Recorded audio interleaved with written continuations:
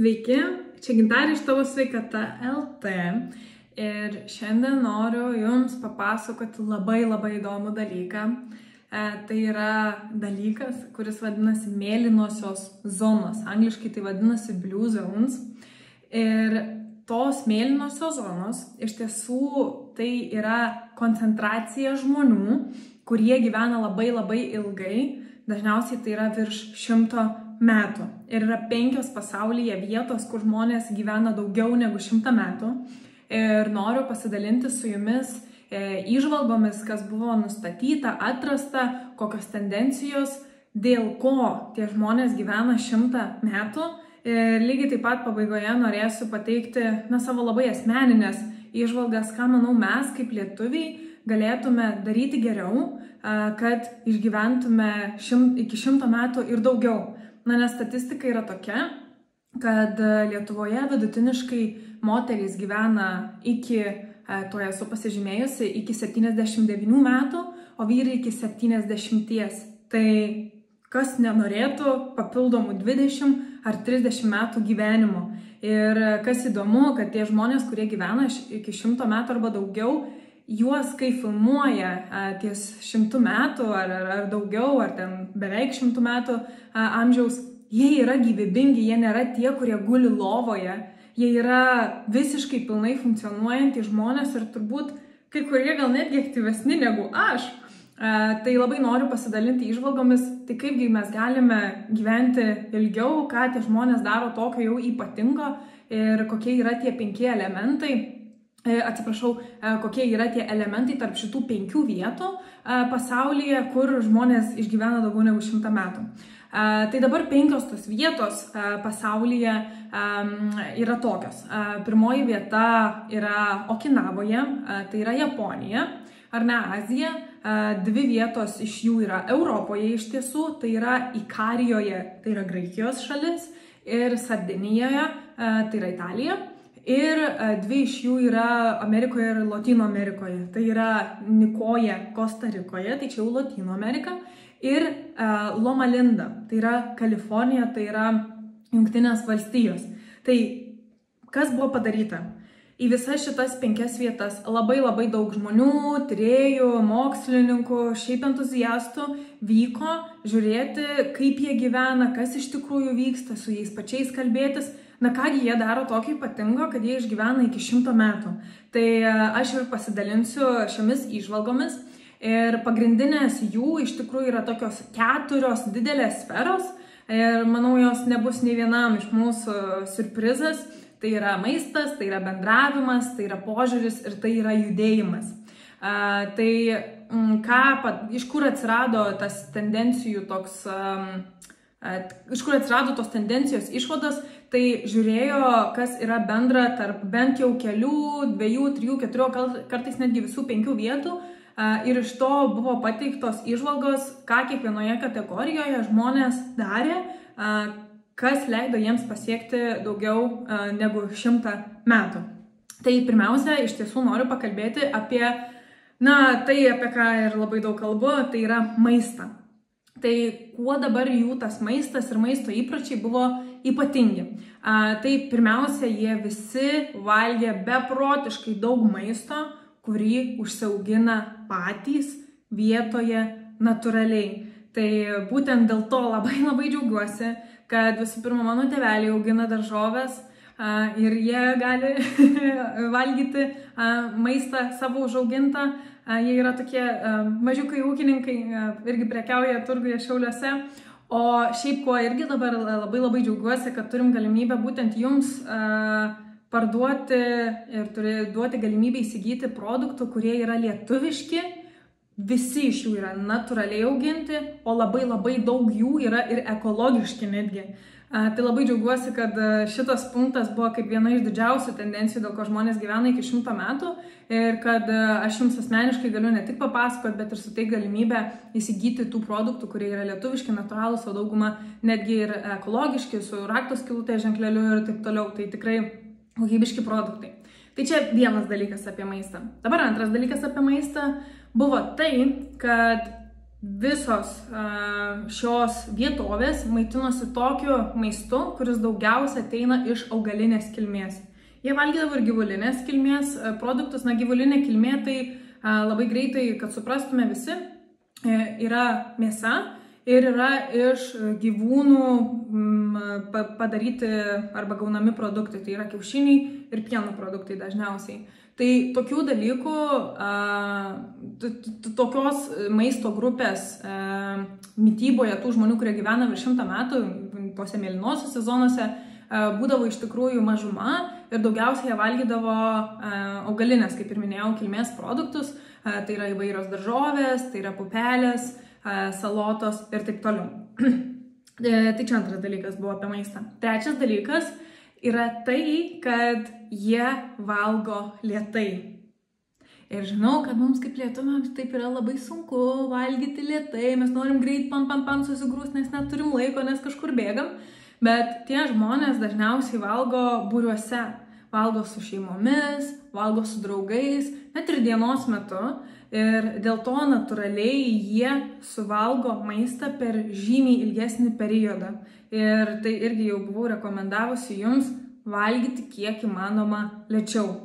O kitas dalykas, irgi prie šito trečio punkto, kad viena iš genčių, viena iš vietovių netgi turi taisyklę, kad kai tu jautiesi 80% pavalgęs, sotus, tai tu nebevalgai, ar ne? Ir tai yra labai logiška ir labai netgi moksliška, nes mes iš tiesų pradedame jausti sotumo jausmą tik ten po 20, 30 ar 40 minučių. Tai dėl to, jeigu jaučiamės, kad jau gal aš pavalgiau, aš asmeniškai turiu tokią taisyklę, kad jeigu galvoju, kad gal aš jau pavalgiau ir net jeigu mano atsakymas būna ne, dar noriu, tai aš dažniausiai nustoju valgyti, nes jau dažniausiai tai ir yra ta 80% riba, kai jaučiuosi soti. Dabar ketvirtas dalykas, kai kam patiks, kai kam nepatiks, bet dalinuosi tiesiog faktais. Tai yra, kad dauguma iš tų genčių geria vyną, bet tas vynas yra naminis, jis yra iš uogų, iš vynuogių, kurias jie augina patys, jie dirba patys, jie padaro vyną patys, tai jie patys yra įsitraukę į vyno gamybo procesą. Ir tai nereiškia, kad dabar turit lėkti parduotuvę ir pirktis vyno, nes parduotuviai vynas, jis nėra naminis, jis nėra tas, kuris padeda mums gyventi daugiau nei 100 metų. Na, bet jeigu turit galimybę gerti naminį vyną, tai turbūt pagal šitą visą tyrimą apie mėlynąsias zonas yra viena iš rekomendacijų gerti naminį vyną. Neprisigerti po taurę, po 2, bet gerti. Dabar penktoji vieta, penktoji dalis, kalbant apie maistą, tai kad labai daug genčių iš tiesų geria labai daug žolelinės kilmės arbatų, įvairias žoleles, ką patys užaugina, susirenka ir iš to geria labai daug arbatų, plus naudoja labai daug tų žolelių maiste. Ir iš tiesų aš pati buvau nustebusi, kai aprašinėjau ir sukelinėjau produktus į mūsų parduotuvę, kad, pavyzdžiui, toks dalykas kaip dilgėlė, tai tiesiog yra toks nerealus super maistas. Tiek daug sričių dilgėlė gali iš tiesų pagelbėti ir pagerinti, kas liečia mūsų sveikatą. Na, o aš asmeniškai, aš pati augau kaime ir praeidavau tas dilgėlės. Dilgėlė būdavo kažkas kaip, ne kaip kažkas, bet ir yra laikoma kaip piktžolė, nors iš tikrųjų turi be proto daug maistingų medžiagų, vitaminų ir gydomųjų savybių. Tai penktas punktas, kaip ir minėjau, žolelių naudojimas arbatose ir maisto gamyboje. Ir šeštas punktas, jis daugumai nepatiks, bet žmonės ten gamina maistą patys. Net toks dalykas kaip makaronai, jie juos pasigamina patys savo rankomis. Nežinome, kai gaminame patys, mes žinome, iš kokių produktų tai padaryta, koks gamybos procesas ir dėl to tas maistas būna kokybiškesnis, negu kad tiesiog nusipirkti restorane, kavinėje, ar kad kažkas pristatytų, ar tiesiog, čia iš vis kitas blogas lygis nusipirkti jau padarytą maistą iš parduotuvės, ar ne? Žmonės gamina patys. Tai čia viskas, ką norėjau paminėti apie maistą. Atrodo labai paprasti dalykai, bet klausimas yra, kiek mes jų iš tiesų patys praktikuojame. Turbūt tikrai ne viską ir turbūt tikrai ne viską 100%. Dabar antroji kategorija, apie ką minėjau, kas leidžia tiem žmonėm gyventi iki 100 metų, tai yra bendravimas. Jie labai glaudžiai bendrauja su savo šeima, o žmonės, kurie jau yra pensininkai, senesnio amžiaus, jie pasiima į savo namus arba apgyvendina netoli savo namų ir jie jais pilnai rūpinasi. Na, nes pavyzdžiui, Lietuvoje gal nėra tai populiaru, bet pavyzdžiui, Amerikoje yra žinoma, kad jeigu padedi senyvo amžiaus žmogų į senelių namus, tai dažniausiai tas žmogus numirs per 2-3 metus, nes bendravimas yra beprotiškai didelė mūsų dalis gyvenimo, kas liečia, kiek laiko išgyvename ir kaip kokybiškai gyvename. Tai čia vienas iš aspektų, kalbant apie bendravimą. Antrasis aspektas yra, kad daug kas išgyveno iki 100 metų ir daugiau, tie, kurie su savo romantiniu partneriu, ar tai vyras, ar tai sugyventinis, turėjo labai glaudžius, nuoširdžius ir partneriškus komandinius ryšius. Ir trečia dalis apie bendravimą yra, kad jie visi yra apsupti draugų ir su jais bendrauja, susitinka ir užsiima kažkokią tai veiklą kasdien. Tai čia, manau, mums kaip lietuviam, kas liečia bendruomenės, tikrai yra kur tobulėti, bet aš po to papasakosiu apie savo perspektyvą, ką manau, ką galėtume daryti geriau kaip lietuviai. Tai čia antra kategorija, bendravimas, ką tik aptariau. Dabar čia trečia kategorija, tai yra požiūris. Ką reiškia dabar tas požiūris? Tai pirmiausia yra tai, kad tose šalise yra rutinos, įpročiai ir požiūris, kad reikia atsipalaiduoti. Ir vieni iš tų šalių turi tokius dalykus kaip siestas, tai yra labai ilgos pietų pertraukos, kai jie eina miegoti, eina bendrauti, eina šokti ir apskritai jie visi investuoja laiko į kažkokią tai mėgiamą veiklą. Na ir tai yra labai natūralu iš tiesų, kad tai leidžia jiems gyventi labai ilgai. Nes kai mes atsipalaiduojame ir ypač jeigu užsiimame kažkokią veiklą, kuri mums patinka ir nebūtinai neša pinigų ar ne, ar ten nėra dalykas, kurį mes turim padaryti, bet kurį mes darom, nes norim, tai mums nuima stresą. Ir stresas yra beprotiškai didelė dalis apskritai apie mūsų visus organus, visą sveikatą ir žinoma laiko ilgį, kiek ilgai gyvename šioje planetoje. Dabar apie požiūrį. Kiti du dalykai tai yra, kad visi tie žmonės turi tikėjimą, labai daug jų yra ir priklausantis, ir aktyviai įsitraukiantis, kas liečia religiją. Tos religijos keičiasi, bet pati esmė, kad jie turi labai didelį tikėjimą. Trečias dalykas, kalbant apie požiūrį, kad jie visi turi tikslą. Jie visi kalba apie tai, kad aš turiu turėti tikslą, kodėl aš šiandien atsikeliu, kodėl aš šiandien judu ir kokią naudą aš duodu pasauliui. Ir mes dažnai galvojam, kad tas tikslas turi būti kažkoks labai didelis, labai socialinis, bet iš tiesų ne. Ten žmonės, pavyzdžiui, kurie gano avis, jie ir mato tai kaip jų tikslą. Buvo, aš čia kalbu, nes mačiau filmą apie mėlynasias zonas ir po to labai užsikabinau, daug domėjausi, bet, pavyzdžiui, tam filme rodo, kaip žmogus, pavyzdžiui, drožinėja medinius įrankius ir tai mato kaip savo beprotiškai didelį gyvenimo tikslą. Klausimas, kiek iš mūsų matome savo darbą kaip tikslą, o ne kaip būtinybę, nes iš to gauname pinigus, ar ne? Tai visi tie žmonės turi tikslą. Na ir ketvirtas dalykas iš požiūrio perspektyvos, tai visi labai daug kalba apie tai, kad reikia skleisti meilę, kad reikia skleisti pozityvumą, kad reikia mėgautis, kad reikia juoktis, kad viskas turi būti smagu. Mes labai dažnai, manau, Lietuvoje galvojame, kad viskas turi būti sunku ir viskas yra sudėtinga. Ir tikrai matau labai daug žmonių negatyvių, burbančių ant kažko, ant sistemos, ant draugų, ant šeimos, ant politikos, ant darbo, ant vyro, ant visko. Tai toks požiūris nėra tas dalykas, kuris jums leis gyventi ilgiau. O atvirkščiai, tai yra meilės skleidimas, pozityvumas, gerumas, nuoširdumas, žaismingumas. Tai tiek apie požiūrį, čia buvo trečioji kategorija. Na ir ketvirtoji kategorija tai yra, manau, jau žinot, judėjimas. Tai pirmiausia, kas ypatingai yra apie tos žmonės, kurie gyvena mėlynosiose zonose, tai kad jie viską daro patys. Jie gamina patys, jie plauna indus patys, Viena iš tų šalių, berods Kostarikoje, apskritai yra beprotiškai skurdi šalis. Ir dėl to, kad jie skurdi šalis, jie neturi tokių dalykų kaip blenderis, skalbimo mašina, indų plovimo mašina, robotukai. Jie viską darė patys ir dėl to jie labai daug natūraliai juda.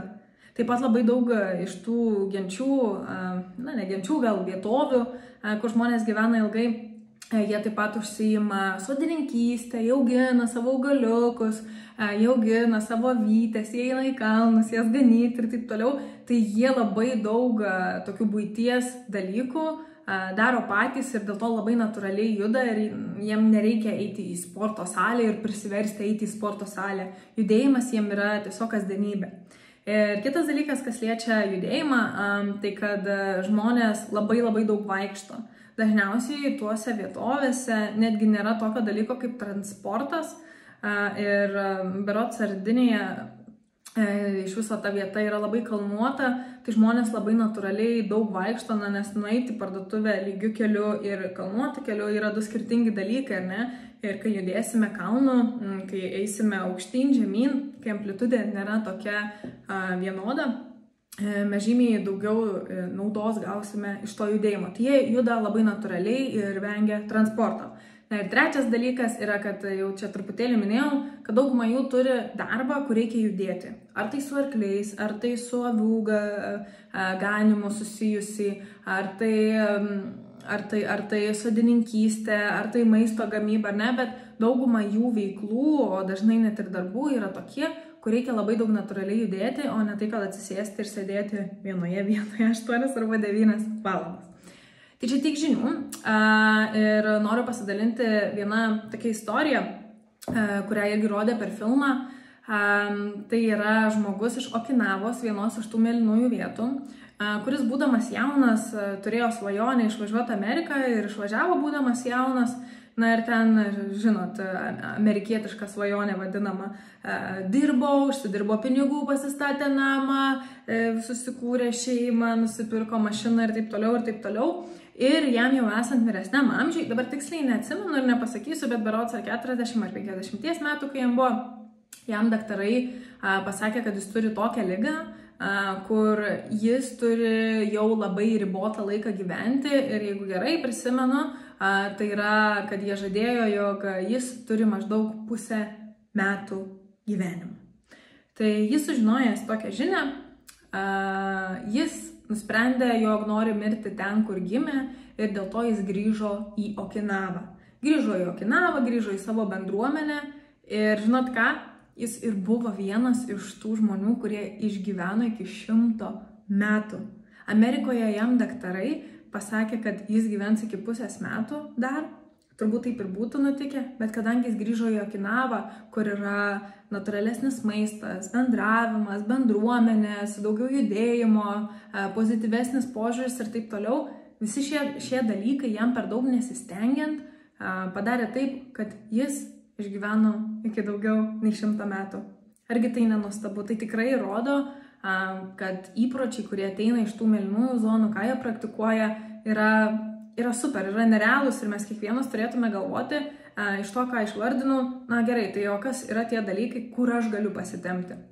Na tai tikiuosi, jeigu ką paimsit, atsisuksit, persižiūrėsit video dar kartą arba persižiūrėsit aprašymą. Na, o mano tokios truputėlį kritiškos apžvalgos nuomonės, ką aš manau, kad lietuviai gali daryti geriau, kad iš tiesų pailgintume savo gyvenimo trukmę, tai yra tokios. Tai pirmiausia, mes visi labai žiūrime, kad maistas būtų kuo pigesnis. Ir šis požiūris mums tikrai neprideda. Ir iš to,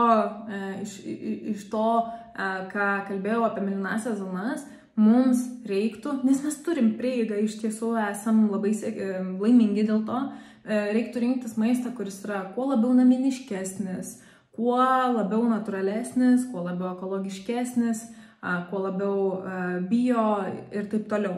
Taip, tai jis kainuoja daugiau, bet tai yra tas dalykas, kuris leidžia gyventi ilgiau. Kitas dalykas tai yra, kad kiek įmanoma daugiau gaminti patiems, o ne pirkti maistą. Ir žinau, kad vyresnio amžiaus žmonės turi įprotį iš tiesų gamintis patys, dėl ko labai žaviuosi. ir pati stengiuosi, iš tiesų, aš praktiškai viską gaminu pati su vyro pagalba. Bet kas ateina ypač į jaunesnę kartą, tai matau, kaip nėra laiko netgi gaminti, nėra prioriteto gaminti ir netgi kai kurie klientai, su kuriais dirbu, jie tiesiog valgo 1-2 kartus per dieną kažką. Ir labai sunku yra įkalti į galvą, kad maisto gamyba patiem turi būti prioritetas. Kaip tu gali neturėti laiko sau, nes maistas tai esi tu. Tai kaip tu jauties, tiek kiek tu gyvensi ir kodėl kiti gyvenimo reikalai gali būti svarbiau negu toks dalykas kaip maistas.